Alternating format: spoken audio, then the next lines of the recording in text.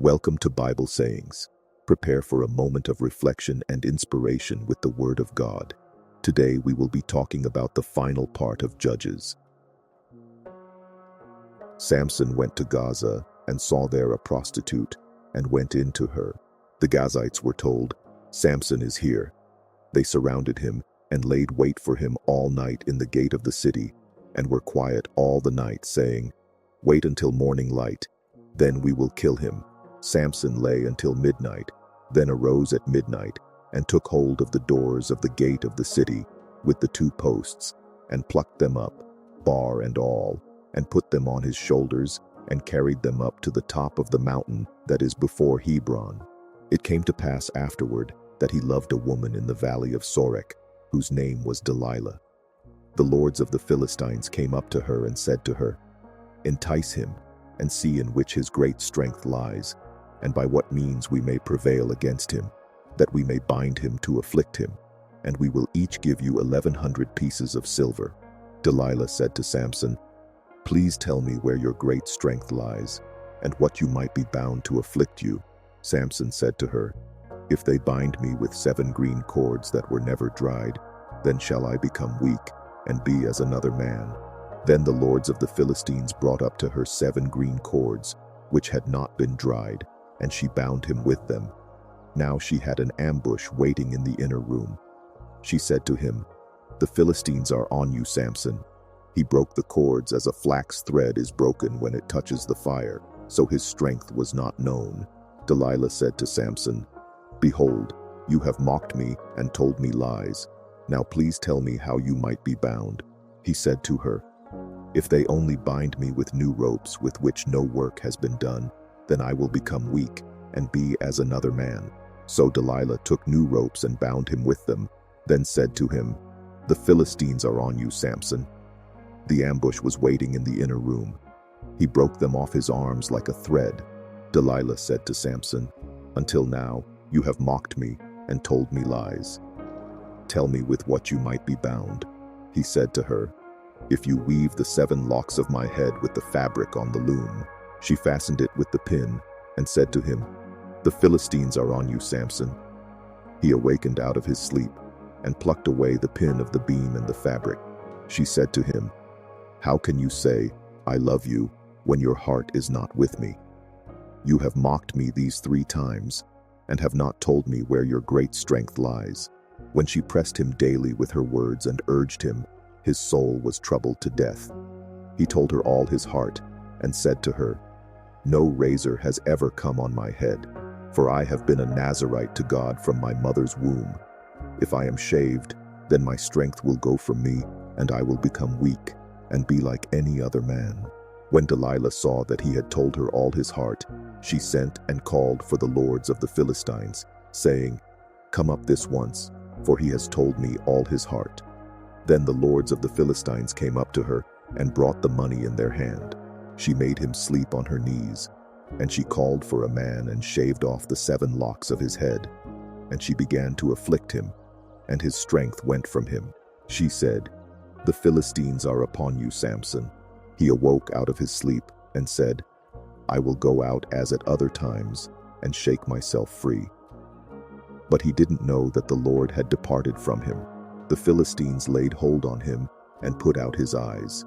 And they brought him down to Gaza and bound him with fetters of bronze, and he ground at the mill in the prison. However, the hair of his head began to grow again after he was shaved.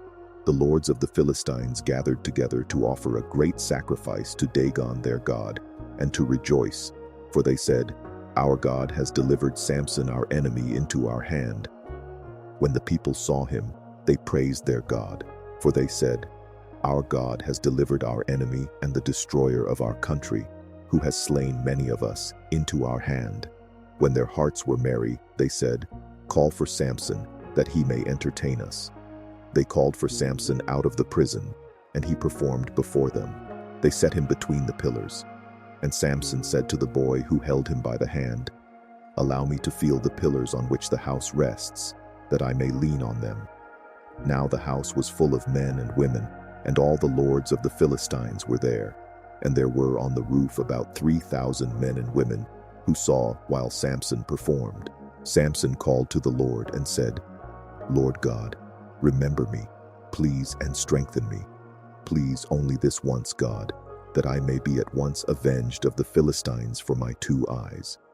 Samson took hold of the 2 middle pillars on which the house rested and leaned on them, the one with his right hand and the other with his left. Samson said, "Let me die with the Philistines." He bowed himself with all his might, and the house fell on the lords and on all the people who were in it. So the dead that he killed at his death were more than those who he killed in his life. Then his brothers and all the house of his father came down and took him, and brought him up and buried him between Zorah and Eshtaol in the burial site of Manoah his father. He judged Israel 20 years. There was a man of the hill country of Ephraim, whose name was Micah.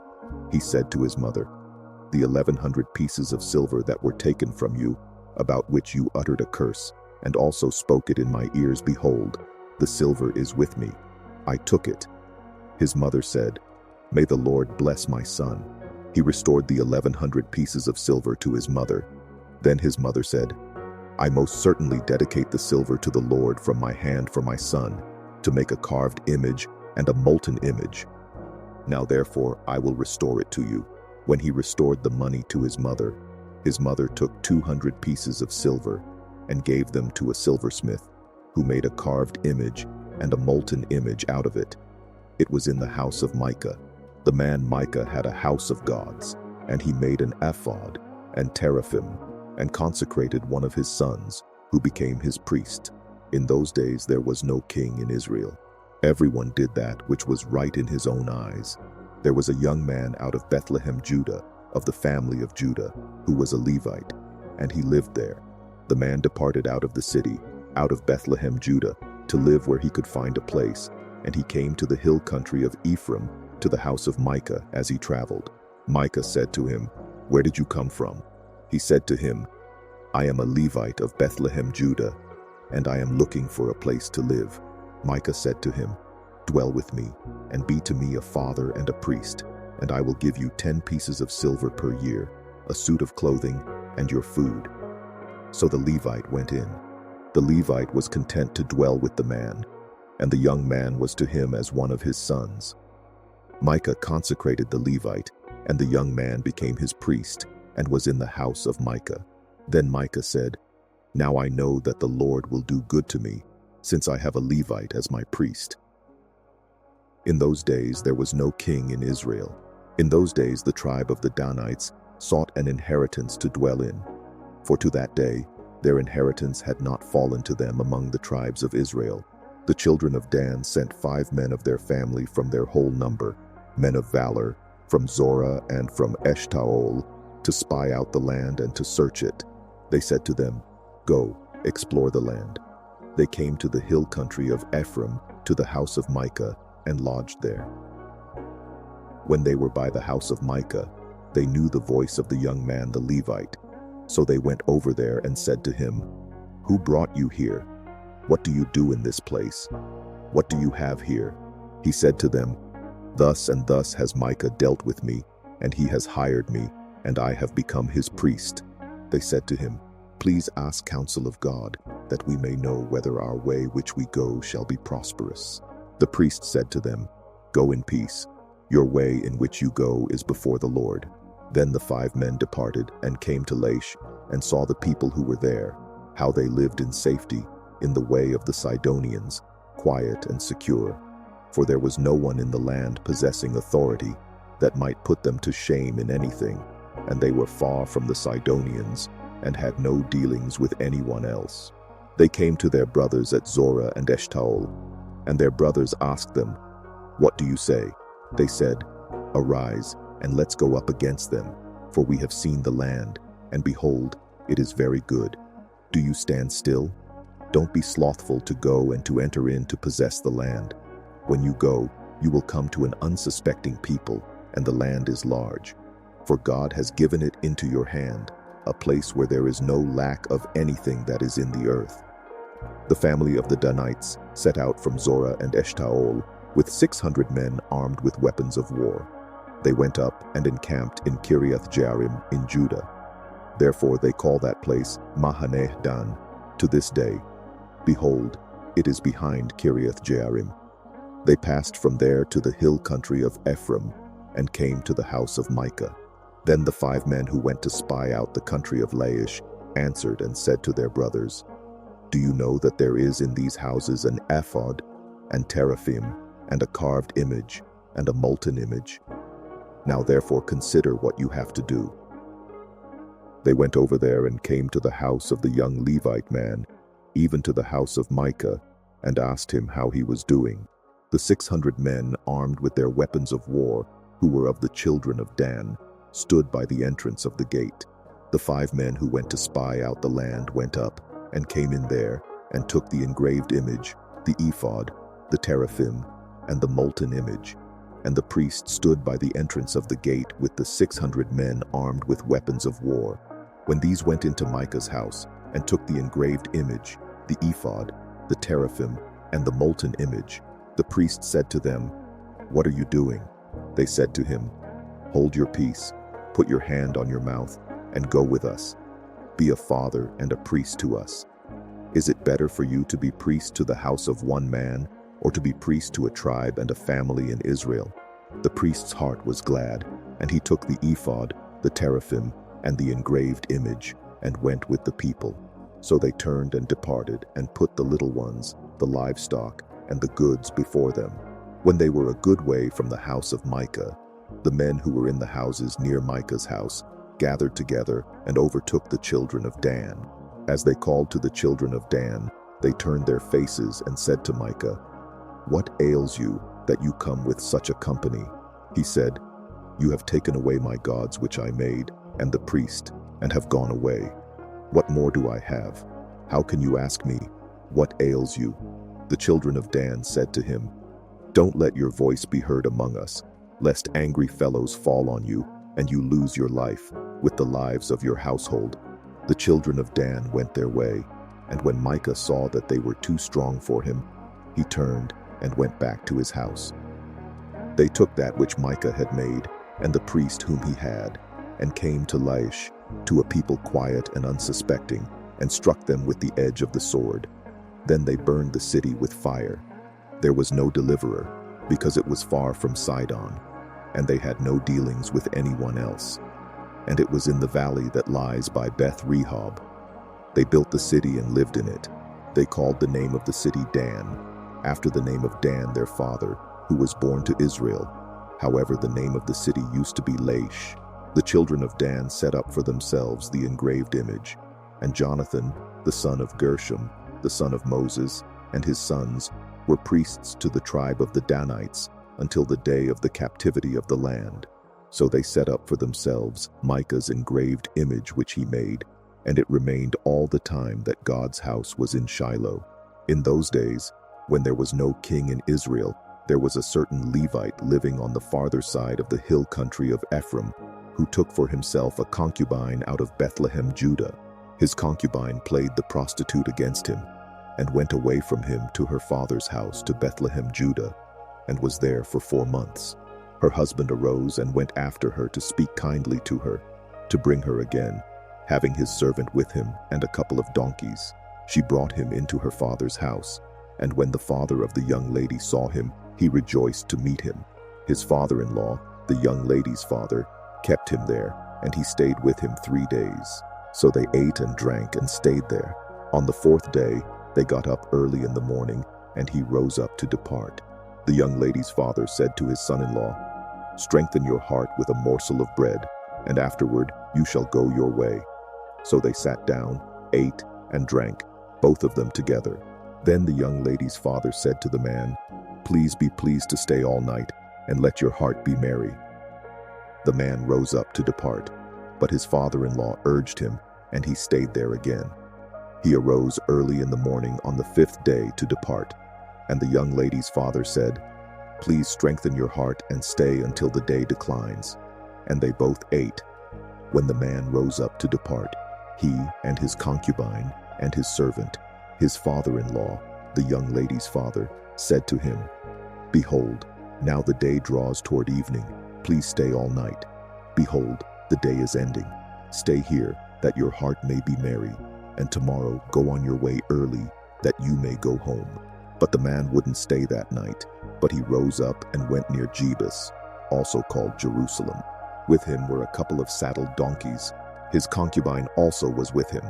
When they were by Jebus, the day was far spent. And the servant said to his master, "Please come and let's enter into this city of the Jebusites and stay in it." His master said to him, "We won't enter into the city of a foreigner that is not of the children of Israel, but we will pass over to Gibeah." He said to his servant, "Come and let's draw near to one of these places, and we will lodge in Gibeah or in Ramah." So they passed on and went their way, and the sun went down on them near Gibeah, which belongs to Benjamin. They went over there to go in to stay in Gibeah. He went in and sat down in the street of the city, for there was no one who took them into his house to stay. Behold, an old man came from his work out of the field at evening. Now the man was from the hill country of Ephraim, and he lived in Gibeah, but the men of the place were Benjamites. He lifted up his eyes and saw the wayfaring man in the street of the city. And the old man said, "Where are you going? Where did you come from?" He said to him, "We are passing from Bethlehem, Judah, to the farther side of the hill country of Ephraim. I am from there, and I went to Bethlehem, Judah. I am going to the Lord's house, and there is no one who has taken me into his house.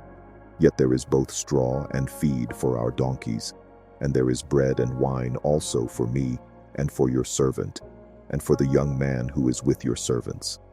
There is no lack of anything." The old man said, "Peace be to you. Just let me supply all your needs, but don't sleep in the street." So he brought him into his house and gave the donkeys fodder. Then they washed their feet and ate and drank. As they were making their hearts merry, behold, the men of the city, certain wicked fellows, surrounded the house, beating at the door, and they spoke to the master of the house, the old man, saying, "Bring out the man who came into your house, that we can have sex with him." The man, the master of the house, went out to them and said to them, "No, my brothers, please don't act so wickedly. Since this man has come into my house, don't do this folly. Behold, here is my virgin daughter and his concubine. I will bring them out now. Humble them and do with them what seems good to you. But to this man don't do any such folly." But the men wouldn't listen to him. So the man grabbed his concubine and brought her out to them, and they had sex with her and abused her all night until the morning. When the day began to dawn, they let her go. Then the woman came in the dawning of the day and fell down at the door of the man's house where her lord was, until it was light. Her lord rose up in the morning and opened the doors of the house and went out to go his way. And behold, the woman his concubine had fallen down at the door of the house, with her hands on the threshold. He said to her, "Get up, and let's get going." But no one answered. Then he took her up on the donkey, and the man rose up and went to his place. When he had come into his house, he took a knife and cut up his concubine, and divided her, limb by limb, into 12 pieces, and sent her throughout all the borders of Israel. It was so that all who saw it said, "Such a deed has not been done or seen from the day that the children of Israel came up out of the land of Egypt to this day. Consider it, take counsel, and speak." Then all the children of Israel went out, and the congregation was assembled as one man, from Dan even to Beersheba, with the land of Gilead, to the Lord at Mizpah. The chiefs of all the people, even of all the tribes of Israel, presented themselves in the assembly of the people of God, 400,000 footmen who drew sword. And now the children of Benjamin heard that the children of Israel had gone up to Mizpah. The children of Israel said, "Tell us, how did this wickedness happen?" The Levite, the husband of the woman who was murdered, answered, "I came into Gibeah that belongs to Benjamin, I and my concubine, to spend the night. The men of Gibeah rose against me and surrounded the house by night. They intended to kill me, and they raped my concubine, and she is dead. I took my concubine and cut her in pieces and sent her throughout all the country of the inheritance of Israel, for they have committed lewdness and folly in Israel. Behold, you children of Israel, all of you, give here your advice and counsel." All the people arose as one man, saying, "None of us will go to his tent, neither will any of us turn to his house. But now this is the thing which we will do to Gibeah. We will go up against it by lot, and we will take 10 men of 100 throughout all the tribes of Israel, and 100 of 1,000, and 1,000 out of 10,000, to get food for the people, that they may do, when they come to Gibeah of Benjamin, according to all the folly that the men of Gibeah have done in Israel." So all the men of Israel were gathered against the city, knit together as one man. The tribes of Israel sent men through all the tribe of Benjamin, saying, "What wickedness is this that has happened among you? Now therefore deliver up the men, the wicked fellows who are in Gibeah, that we may put them to death and put away evil from Israel." But Benjamin would not listen to the voice of their brothers, the children of Israel. The children of Benjamin gathered themselves together out of the cities to Gibeah to go out to battle against the children of Israel. The children of Benjamin were counted on that day out of the cities 26,000 men who drew the sword, in addition to the inhabitants of Gibeah, who were counted 700 chosen men. Among all these soldiers there were 700 chosen men who were left-handed. Every one of them could sling a stone at a hair and not miss. The men of Israel, besides Benjamin, were counted 400,000 men who drew sword. All these were men of war. The children of Israel arose, went up to Bethel, and asked counsel of God. They asked, "Who shall go up for us first to battle against the children of Benjamin?" The Lord said, "Judah first." The children of Israel rose up in the morning and encamped against Gibeah. The men of Israel went out to battle against Benjamin, and the men of Israel set the battle in array against them at Gibeah. The children of Benjamin came out of Gibeah, and on that day destroyed 22,000 of the Israelite men down to the ground. The people, the men of Israel, encouraged themselves, and set the battle again in array in the place where they set themselves in array the first day. The children of Israel went up and wept before the Lord until evening, and they asked of the Lord, saying, "Shall I again draw near to battle against the children of Benjamin, my brother?" The Lord said, "Go up against him." The children of Israel came near against the children of Benjamin the second day. Benjamin went out against them out of Gibeah the second day, and destroyed down to the ground of the children of Israel again 18,000 men. All these drew the sword. Then all the children of Israel and all the people went up, and came to Bethel, and wept, and sat there before the Lord, and fasted that day until evening. Then they offered burnt offerings and peace offerings before the Lord. The children of Israel asked the Lord, for the ark of the covenant of God was there in those days, and Phinehas, the son of Eleazar, the son of Aaron, stood before it in those days, saying, "Shall I yet again go out to battle against the children of Benjamin my brother, or shall I cease?" The Lord said, "Go up, for tomorrow I will deliver him into your hand." Israel set ambushes all around Gibeah. The children of Israel went up against the children of Benjamin on the third day, and set themselves in array against Gibeah, as at other times. The children of Benjamin went out against the people, and were drawn away from the city, and they began to strike and kill of the people, as at other times, in the highways, of which one goes up to Bethel, and the other to Gibeah, in the field, about 30 men of Israel. The children of Benjamin said, "They are struck down before us, as at the first." But the children of Israel said, "Let's flee, and draw them away from the city to the highways." All the men of Israel rose up out of their place, and set themselves in array at Baal Tamar. Then the ambushers of Israel broke out of their place, even out of Mara Geba.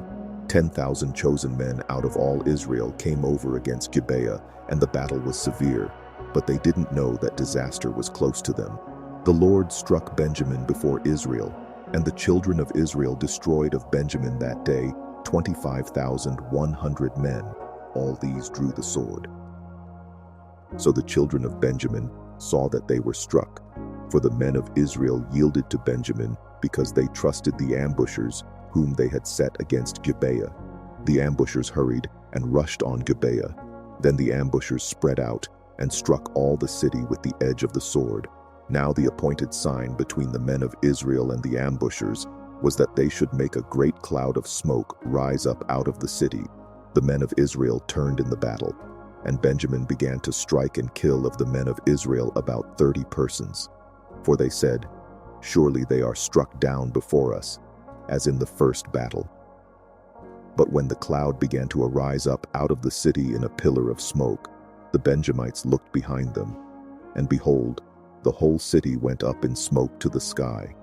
The men of Israel turned, and the men of Benjamin were dismayed, for they saw that disaster had come on them. Therefore they turned their backs before the men of Israel to the way of the wilderness. But the battle followed hard after them, and those who came out of the cities destroyed them in the middle of it. They surrounded the Benjamites, chased them, and trod them down at their resting place, as far as near Gibeah toward the sunrise. 18,000 men of Benjamin fell. All these were men of valor. They turned and fled toward the wilderness to the rock of Rimmon. They gleaned 5,000 men of them in the highways, and followed hard after them to Gedum, and struck 2,000 men of them, so that all who fell that day of Benjamin were 25,000 men who drew the sword. All these were men of valor, but 600 men turned and fled toward the wilderness to the rock of Rimmon, and stayed in the rock of Rimmon 4 months. The men of Israel turned again on the children of Benjamin, and struck them with the edge of the sword, including the entire city, the livestock, and all that they found. Moreover, they set all the cities which they found on fire. Now the men of Israel had sworn in Mizpah, saying, "None of us will give his daughter to Benjamin as a wife." The people came to Bethel and sat there until evening before God, and lifted up their voices, and wept severely. They said, "The Lord, the God of Israel, why has this happened in Israel, that there should be one tribe lacking in Israel today?" On the next day, the people rose early and built an altar there, and offered burnt offerings and peace offerings. The children of Israel said, "Who is there among all the tribes of Israel who didn't come up in the assembly to the Lord?" For they had made a great oath concerning him who didn't come up to the Lord to Mizpah, saying, "He shall surely be put to death." The children of Israel grieved for Benjamin their brother, and said, "There is one tribe cut off from Israel today. How shall we provide wives for those who remain, since we have sworn by the Lord that we will not give them of our daughters to wives?" They said, "What one is there of the tribes of Israel who didn't come up to the Lord to Mizpah?" Behold, no one came from Jabesh Gilead to the camp to the assembly. For when the people were counted, behold, there were none of the inhabitants of Jabesh Gilead there. The congregation sent 12,000 of the most valiant men there, and commanded them, saying, "Go and strike the inhabitants of Jabesh Gilead with the edge of the sword, with the women and the little ones. This is the thing that you shall do. You shall utterly destroy every male and every woman who has lain with a man." They found among the inhabitants of Jabesh Gilead 400 young virgins who had not known man by lying with him, and they brought them to the camp to Shiloh, which is in the land of Canaan. The whole congregation sent and spoke to the children of Benjamin, who were in the rock of Rimmon, and proclaimed peace to them. Benjamin returned at that time, and they gave them the women whom they had saved alive of the women of Jabesh Gilead. There still weren't enough for them. The people grieved for Benjamin, because the Lord had made a breach in the tribes of Israel. Then the elders of the congregation said, "How shall we provide wives for those who remain, since the women are destroyed out of Benjamin?" They said, "There must be an inheritance for those who are escaped of Benjamin, that a tribe not be blotted out from Israel. However, we may not give them wives of our daughters, for the children of Israel had sworn, saying, 'Cursed is he who gives a wife to Benjamin.'" They said, "Behold, there is a feast of the Lord from year to year in Shiloh, which is on the north of Bethel, on the east side of the highway that goes up from Bethel to Shechem, and on the south of Lebonah." They commanded the children of Benjamin, saying, "Go and lie in wait in the vineyards, and see and behold, if the daughters of Shiloh come out to dance in the dances, then come out of the vineyards, and each man catch his wife of the daughters of Shiloh, and go to the land of Benjamin.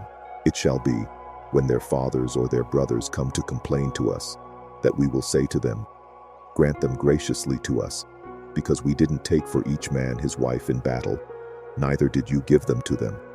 Otherwise, you would now be guilty."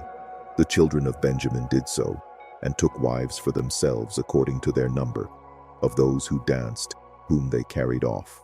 They went and returned to their inheritance, built the cities, and lived in them.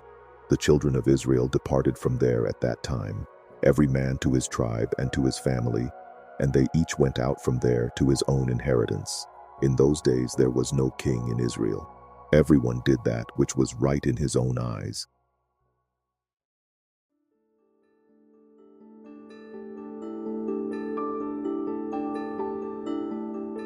We have reached the end of another Bible sayings for today. May the message inspire and strengthen your faith.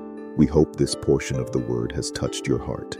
To continue receiving these daily moments of reflection, subscribe to the channel, leave your comment about what impacted you the most, and don't forget to share so more lives can be reached by the word. We are counting on you. Thank you very much, and may God bless you.